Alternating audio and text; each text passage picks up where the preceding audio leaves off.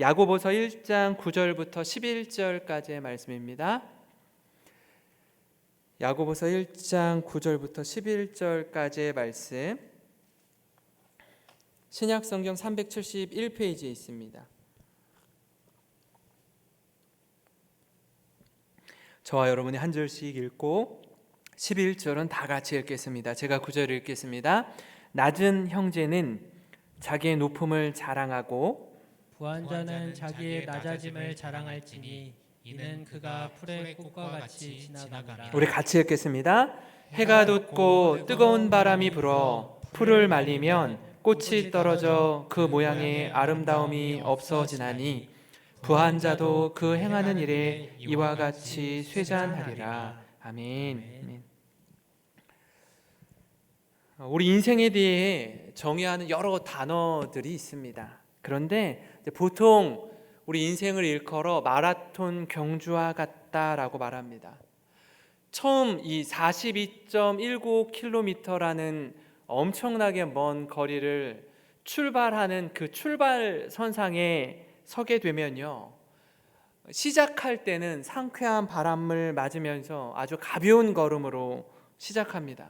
그런데 앞으로 조금씩 나아가다 보면 이제 뜻하지 않은 어려움도 마주하게 되고, 또 이 마라톤과 같은 인생의 여정 속에 중간쯤에 도달하게 되면요, 연세 지긋하신 부모님을 잘 살펴드려야 되고, 또 손이 많이 가는 나이에 우리 아이들을 양육해야 하는 자리에 서곤 합니다. 그러다 보면 위로 아래로 또 힘들고 어려운 시간을 지나면서 참 이 과정들을 어떻게 통과해 나아가야 되는지 열심히 뛰고 밤낮으로 뛰는 인생인 것 같습니다.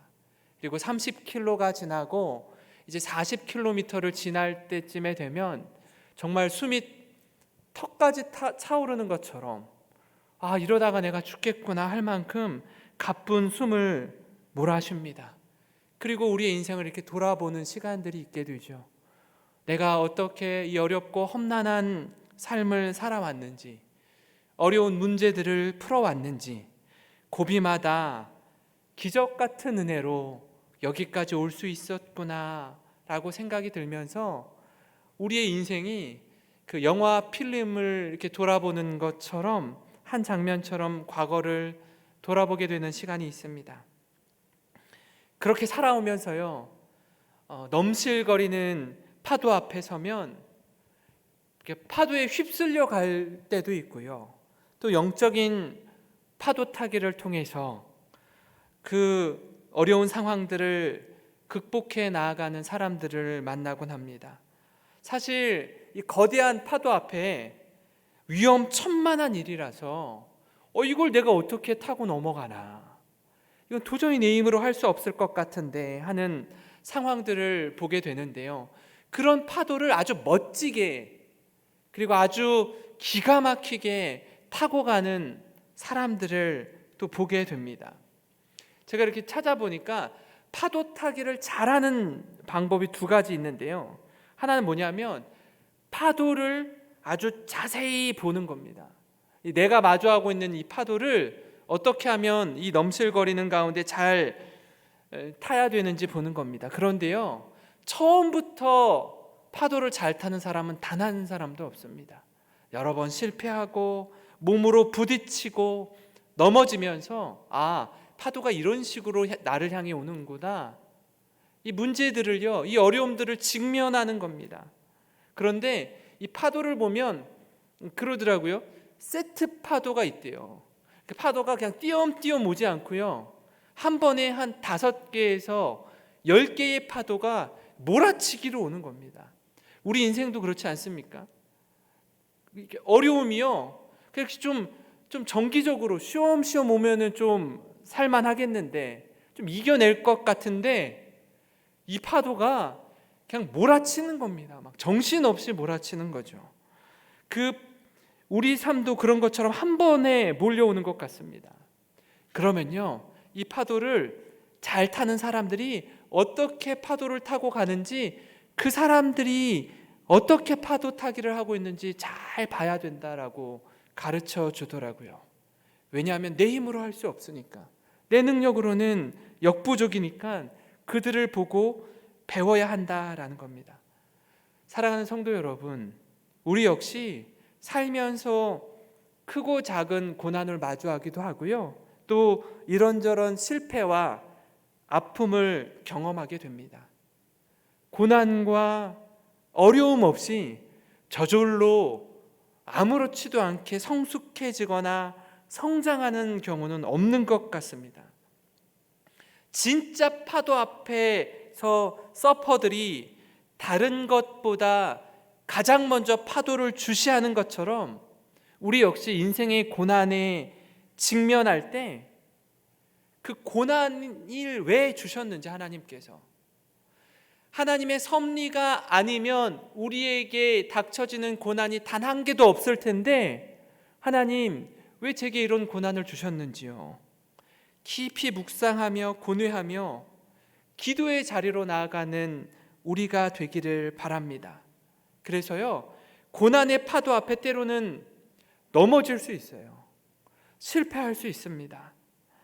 그렇지만 아주 엎드러지지 않고 다시금 일어날 수 있는 건, 하나님 우리를 혼자 버려두지 않으시고 우리와 함께 하시는 하나님을 신뢰하며 순종의 삶을 살아가는 우리 영생교회 모든 성도님들이 되시기를 간절히 소망합니다. 그런 맥락 가운데 오늘 말씀을 통해 특별히 고난 중에 우리가 꼭 붙들어야 할 것이 무엇인지 좀 같이 살펴보기를 원합니다. 오늘 말씀은 2주 전에 함께 나눈 고난에 대한 말씀과 말씀 사이에 샌드위치에 들어있는 그 햄처럼, 고기 패티처럼 자리하고 있는데요, 실제로 우리 중에 부한 자와 가난한 자가 취해야 할 태도를 이렇게 말씀하고 있습니다. 9절과 10절 말씀인데요, 낮은 형제는 자기의 높음을 자랑하고 부한 자는 자기의 낮아짐을 자랑할지니 이는 그가 풀의 꽃과 같이 지나감이라, 이렇게 말씀합니다. 낮은데 어떻게 자기의 높음을 자랑하죠? 지금 낮은 상태에 있는데. 그래서 제가 현대인의 성경으로 동일한 말씀을 같이 봤더니 이렇게 좀 풀어서 쉽게 설명하고 있더라고요. 가난한 형제는 하나님이 자기를 높이실 때 자랑하고, 부요한 형제는 하나님이 자기를 낮추실 때 기뻐하십시오. 부자도 들에 핀 꽃과 같이 사라지고 말 것이기 때문입니다. 이렇게 보니까 말씀이 좀 더 쉽게 다가오는 것 같습니다. 가난한 형제는요, 늘 가난하지 않다라는 거예요. 하나님께서 자기를 높여주실 때 자랑하라라고 얘기해요. 그리고 부요한 형제는요, 늘 부요하지 않대요. 언젠가는 자기를 낮추실 때가 있는데 하나님이 낮추신대요. 그때 기뻐하라라고 말합니다. 가정이든 교회든 여러분이 속한 어떤 공동체이든지 간에 부요한 사람과 가난한 사람이 함께합니다. 속으로 한번 스스로 생각해 보세요. 나는 부요한 사람인가, 가난한 사람인가? 그런데 하나님이 늘 그 자리에 머물게 하지 않으시고, 때론 우리 삶이 파도 타기처럼 엎치락 뒤치락하게 인생의 파도를 경험하게 하신다라는 겁니다. 근데 이 인생의 파도 타기를 할 때 하나님이 우리를 높여주실 때가 있고요, 낮추실 때가 있는데요, 그때마다 각 사람에게 주시는 분명한 메시지가 있습니다. 그 메시지를 잘 깨달아 알아야 돼요. 그래야 중심을 잃지 않고 겸손히 살아갈 수 있습니다. 하나님께서 왜 나를 낮추시는지, 때로는 왜 나를 높이시는지, 그걸 잘 붙들고 살아가는 저와 여러분이 되기를 소망합니다. 또한 오늘 말씀처럼 단순히 그러면 부요하고 가난해지는 것에만, 또 그것으로만 우리 인생이 엎치락 뒤치락하지 않아요. 그걸 넘어서 관계적인 면에서 하나님이 우리를 만지실 때가 있고요. 사회적인 측면에서 하나님이 우리를 만지실 때도 있습니다. 그래서 우리가 부러워하던 어떤 그 누군가, 그 사람이 때로는 어떤 일로 인해서 걸려 넘어지기도 하고요. 혹 우리가 그런 자리에 있다가 넘어지기도 합니다. 그 모든 시간들을 통해서 넘어지거나 세워주시거나 하는 모든 인생의 고난 앞에 우리가 붙들어야 할 것을 좀 같이 이 시간 살펴보려고 하는데요. 그 첫 번째는 뭐냐면 자기 연민에 빠지지 말라는 거예요. 자기 연민에 빠지지 말라는 겁니다. 선대인의 성경으로 구절을 보면 가난한 형제는 하나님이 자기를 높이실 때 자랑하고 이렇게 말씀합니다. 낮은 형제, 즉 가난한 형제는 처음부터 어려움 가운데 처한 형제일 수도 있지만 어떤 경우에는요, 평안하게 잘 지내다가 뜻하지 않은 일로 가난하게 된 경우도 있습니다. 예를 들면요, 어렸을 적에 아버지의 사업이 어려워져서 또 잘 다니고 있던 직장에서 일찍 퇴사하게 돼서 어려워지게 되는 경우들이 있죠. 그리고 뜻하지 않은 전혀 예측하지 못하는 사고로 인해서 가난을 경험하는 겁니다. 그때 우리 마음에 드는 생각이 뭐냐 하면 자기 연민에 빠지는 거예요. 이 자기 연민에 빠지는 이유 중에 하나가 뭐냐면 다른 사람과 비교하기 시작하는 겁니다. 제가 그 신학대학원 다닐 때 광천 김을 팔았다고 하지 않았습니까? 그때 처음에는 그런 마음이 들지는 않았어요, 사실은. 근데 이게 어느 때에 이렇게 울컥했느냐 하면 그 순간이 있더라고요. 이렇게 수업을 마치고 점심시간 때 김을 막 팔아요. 김을 막 이제 김 사세요 하고 신대원 식당에서 김을 팔다가 이 친구들이 어느 정도 다 이제 들어갔다 싶으면 매점에 가서 라면을 막 이제 컵라면을 먹고 그 친구들이랑 함께 같이 이제 수업을 들으러 계단이 이제 언덕 가파른 계단을 올라가야 강의실이 나오는데 그 계단을 올라가는데 어느 날인가 이렇게 갑자기 울컥하는 거예요. 왜 나는 이 점심시간과 저녁시간에 김을 팔고 수업이 다 끝나면은 밤늦게까지 새벽까지 과외를 하러 가야 되나? 왜 난 이렇게 어렵게 공부를 하는 거지? 다른 친구들은 여유 있게 그냥 편하게 공부에 집중하면 되는데 난 온갖 걸 다 신경 쓰면서 빚을 갚아가면서 왜 이걸 해야 되지? 비교하니까 마음이 힘들어지더라고요. 그 친구들이 너무 부럽기도 하고요. 이런 마음과 태도가 우리를 참 초라하게 만듭니다. 그런 생각이 들면요, 나 외에는 다 잘 사는 것 같아요. 나 외에는 아무도 어려움을 겪는 것 같지 않은 거예요. 그렇게 오해를 하더라고요, 사람이. 절대로 그렇지 않습니다. 여러분 다 아시지 않습니까? 목사가 참 좋은 게 뭐냐면 하늘 꼭대기에 있는 사람의 부류부터 저 밑바닥에 계신 분까지 모든 영역에 속한 분들을 누구나 다 만날 수 있다라는 거예요. 그건 정말 목사에게 주신 하나님께서 주신 특권인 것 같더라고요. 그런데 정말 뭐 남부러울 것 없이 저 높은 정말 꼭대기에 살고 있는 아파트에서 모든 사람을 이렇게 아래로 내려다보면서 어마어마한 평수에서 살고 있는 그런 분들을 이렇게 만나도요, 그분들도 어려운 일들이 있어요. 말 못할 사정들이 다 계시더라고요. 그분들은 걱정 없이 살 것 같잖아요. 절대 그렇지 않더라고요. 하나님이요, 모두에게 그런 어려움과 고난의 시간을 지나게 하세요. 근데 그걸 모르면 어떻게 해요? 왜 하나님 내게만 이런 어려움을 주십니까? 왜 내게만 이런 시련을 주십니까? 하고 거기에만 내 마음이요 함몰되기 시작해요. 절대로 그렇지 않다라는 겁니다. 그 어려운 가운데 오늘 성경이 뭐라고 얘기하죠? 하나님이 자기를 높이실 때 자랑하고 이렇게 얘기해요. 그럼 누구를 자랑하라는 거예요? 나를 자랑하라는 거예요? 그렇지 않죠.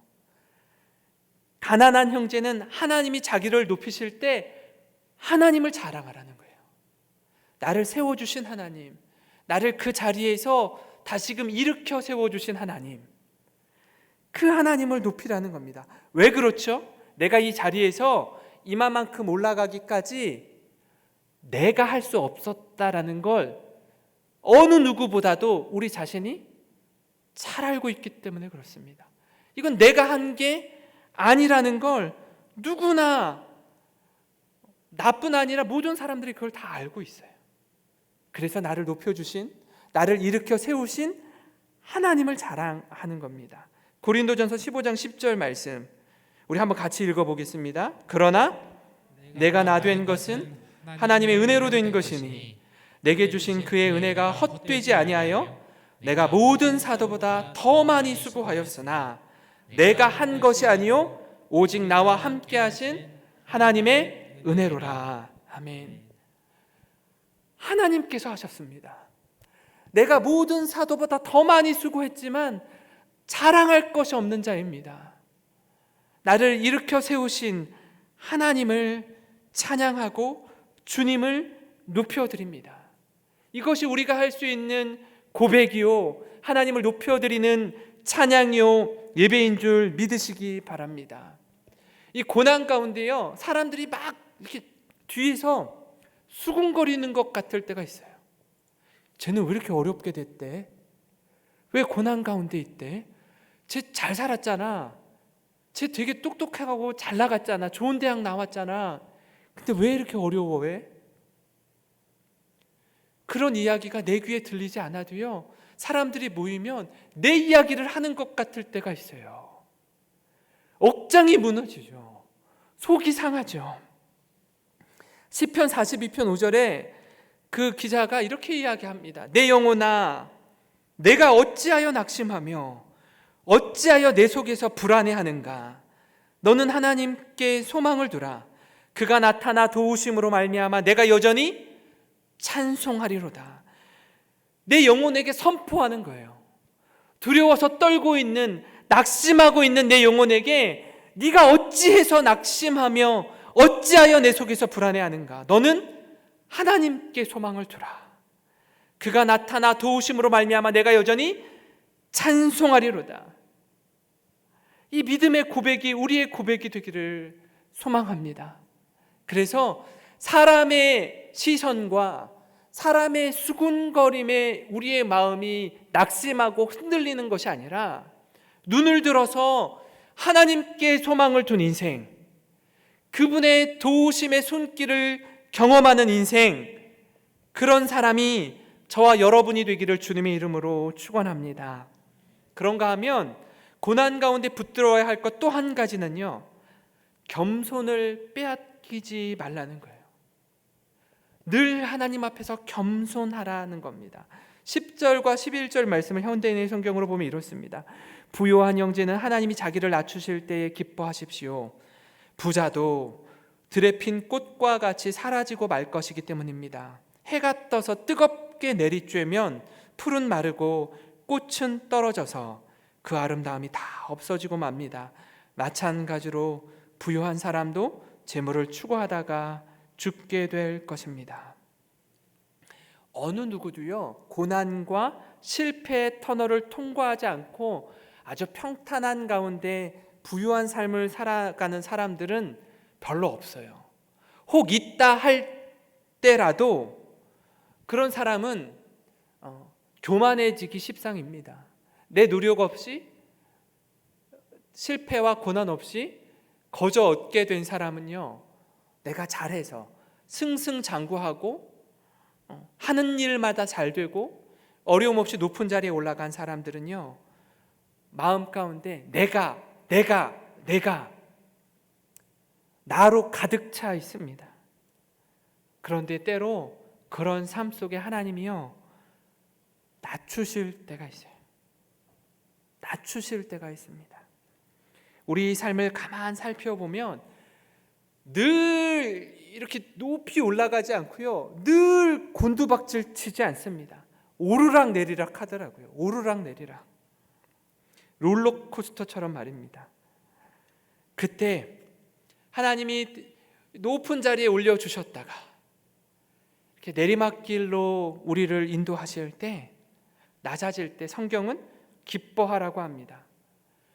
이게 어떻게 기뻐해요? 벌써 마음부터 상하는데, 기분이 안 좋은데.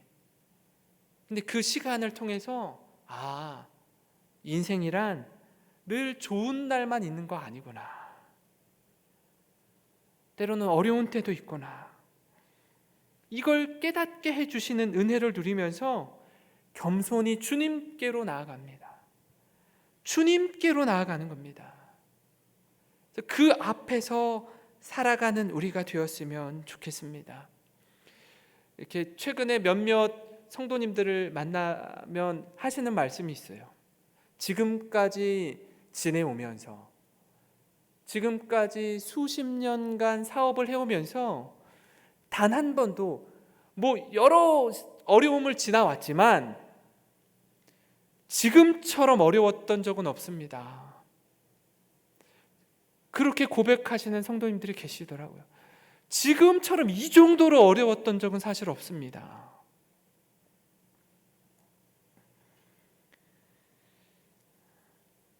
시편 103편 15절에요, 이런 맥락에서 같이 하는 말씀이 있습니다. 인생은 그날이 풀과 같으며 그 영화가 들의 꽃과 같도다.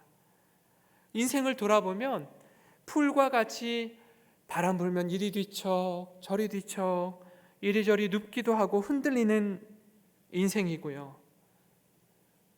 내가 가졌던, 지금까지 누렸던 모든 영광은 들의 꽃처럼 아주 화려하고 예쁘게 폈다가도 언제 그랬냐는 듯이, 저 사람이 저렇게 잘 살던 사람 맞아? 할 정도로 그 전에 부와 명예는 흔적도 없이 사라지고 지금 현재 모습 앞에 언제 그랬냐는 듯이 안개와 같은 인생이구나 라는 걸 성경은 말씀하고 있습니다. 이 사실을 우리 마음에 깊이 새겼으면 좋겠습니다. 그래서 우리가 추구하는 삶이요, 그저 잘 산다라는 것, 잘 산다라는 게 우리는 그냥 경제적인 부유함, 높은 지위를 얻게 되는 것, 더 많이 소유하게 되는 것, 그것에만 목적이 있지 않음을 우리 스스로 깨닫고 항상 좀 좌우를 잘 돌아봤으면 좋겠어요. 그래서 내가 지금 이런 형편에 누구를 도울 수 있어 라고 생각할 때라도, 아주 극히 일부라도 손을 내밀어 나보다 더 어려운 지체들에게 마음을 나누고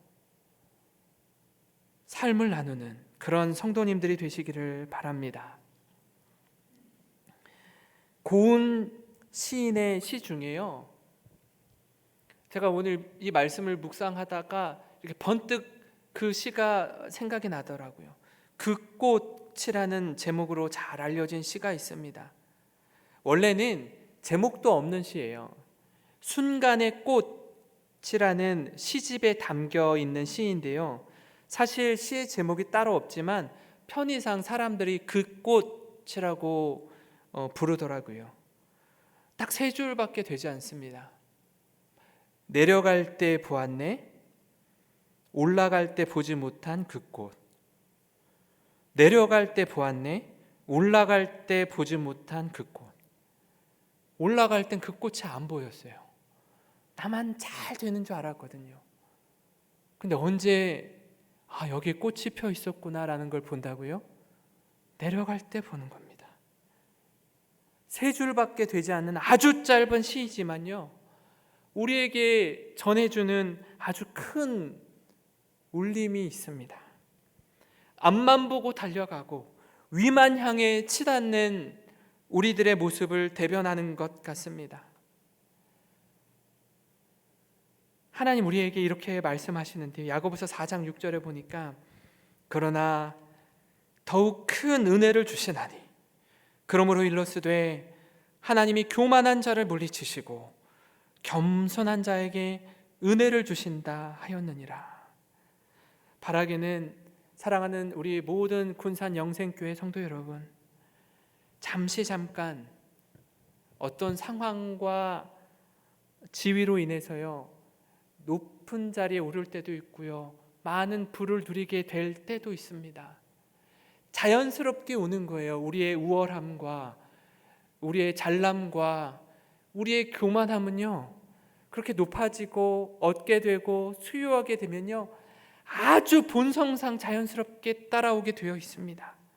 그런데 그런 때에라도 믿음의 길을 살아가되 좌우를 살펴보고 우리의 손을 내밀 줄 알게 하시고, 이와 반대로 어려울 때 왜 나만, 왜 우리 가족만 이라는 자기 연민에 빠지지 않고 함께 더불어서 이 어려운 상황들을 손잡고 이겨나가는 우리 영생교회 모든 성도님들 되시기를 주님의 이름으로 축원합니다. 축원합니다. 이 시간 우리 같이 찬양 드리고 함께 뜨겁게 좀 기도하는 시간을 좀 가졌으면 좋겠습니다. 이 어려운 시기를 걸어가는 데 있어서요, 하나님과 주님과 함께 걸어갔으면 좋겠어요. 그래서 나 혼자 가는 길 아니고 우리 예수님 따라 걸어가는 우리 이 시간들이 되기를 바라는 마음으로 같이 예수 따라가며 복음 순종하면 우리 같이 찬양하겠습니다.